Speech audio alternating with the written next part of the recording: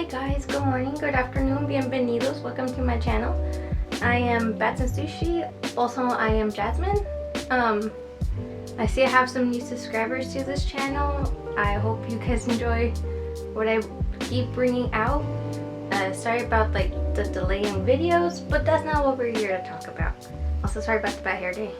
Yeah, we're not gonna talk about it. But yeah, come join me, take a cup of coffee. I know it's already November, but like spooky season to me it's all year round, so there's that.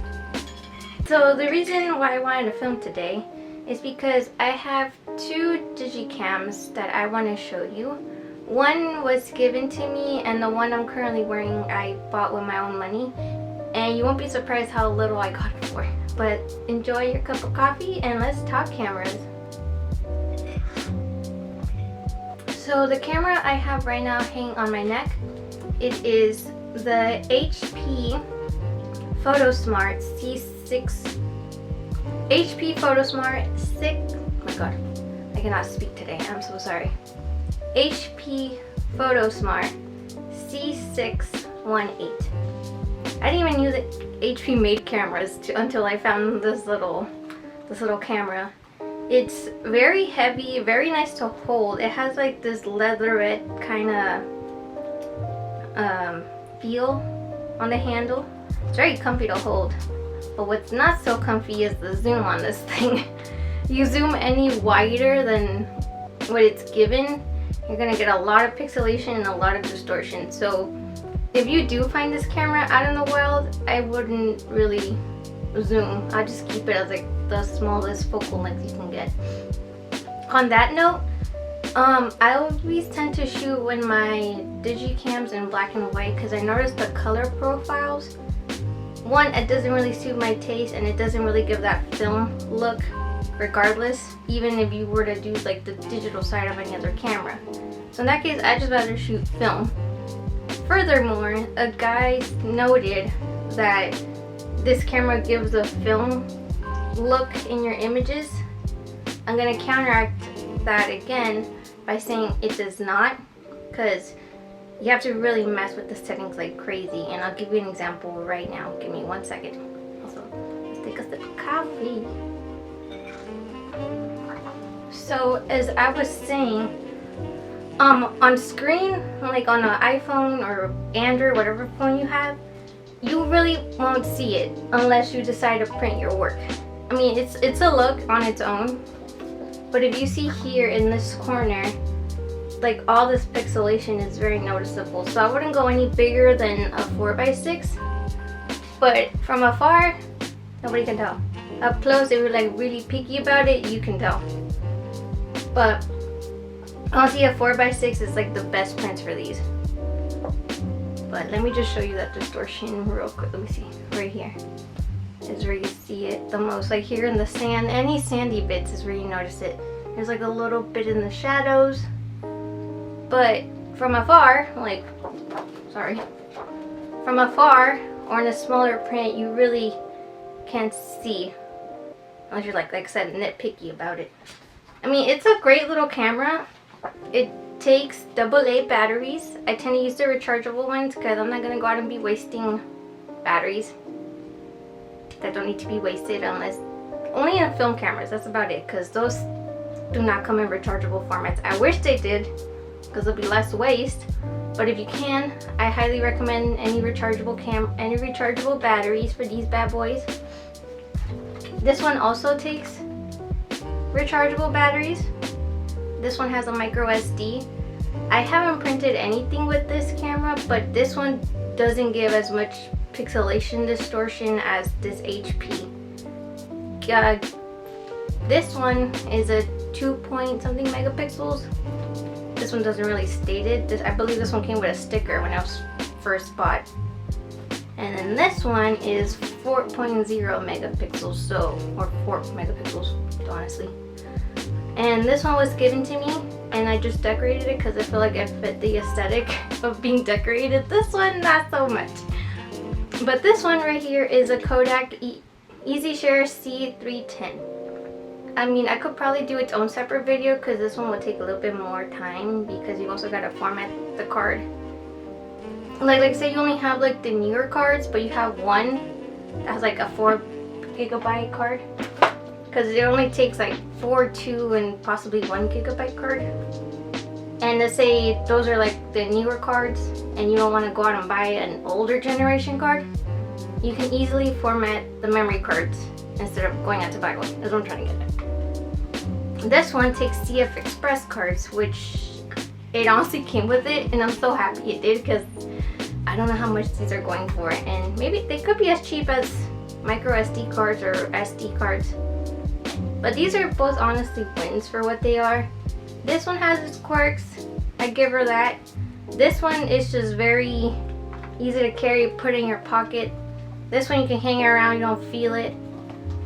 And yeah, another thing, this one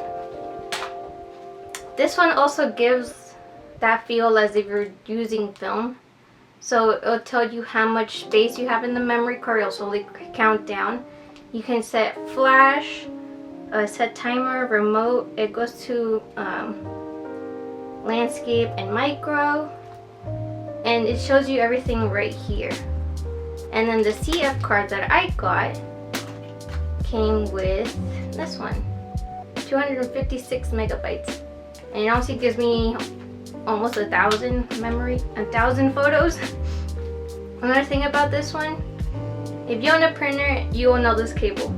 So it's like a big boxy cable, so the way you connect to the PC, you'll turn it on. I may have to do B-roll on this as well.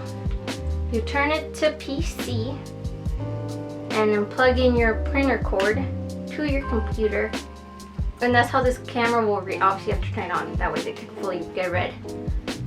And it also comes with a power cord, and I believe that's headphone advanced output. I believe that's what that is. But yeah, that's what this little camera does. So that's photos, that's memories, that's if you want to delete any, this is to look at your photos, but also to delete the photos you don't want, and then again, PC. This is also very funny to use. Okay, and unlike the Kodak EasyShare, this one does not have internal memory. If you do not have any memory in this camera, it will not take any photos, obviously. It has no memory, it has nothing to put it on. But what's so funny about this camera, it literally looks like as if you're in an HP computer, just by how it's built. So I'm gonna turn it on. Oh yeah, that was too fast, sorry. But yeah, see how here it shows the counter of how much images I have? Maybe you can see that, I believe you can. Okay, now back to what we were talking about. So you go to display. It looks so quirky. Okay, that's me reflecting onto the camera. This is the menu. But it just looks so quirky. This is right here. It's so quirky. And then when you want to change everything, again, you go to menu. You go from here and you click what you want. Again, we're going to get a little more close and personal in a bit. And then this is how you turn it off. Just like that. I mean, I like that it has a nice zoom lens, but like, you really can't get much out of it with the pixelation that it gives you. It's fun like at this range, but after that you're not doing so hot. I mean, you can, if you want to have some abstract art in your images, go for it, because I feel like this camera would do well for it. And you want to expand it more in Photoshop, again, go for it. But another thing I have to say, it's more of a gripe. I know, well, I live in Arizona as well, and I've noticed it also on my CF. I'll be talking about that camera soon. I don't know when, because I still want to like dabble with it more. But I noticed this one tends to overheat a bit, and it tends to drain the battery. I also had it on for a good minute because I didn't want to lose a shot, even though it was just at a park. But in cooler temperatures, this camera is fine. Right now, since I'm in a hot freaking state, I wouldn't. I mean, you can go out with it, but it just overheat on you a bit. I say this is a good con camera too if you want like that retro feel. And it also looks like a cheap contacts camera from afar, like, doesn't it? Like, what? Almost. I said almost. I feel like the contacts is better built than this. But yeah, for a $2 fine and a free gift, I said it pretty well so far. And what I'm gonna end this video on is find a camera you like, shoot an older camera, doesn't matter the year, just have fun. That's all photography is. Just go out, have fun, and explore the world. And that'll be all for me today, because I don't know what else to talk about.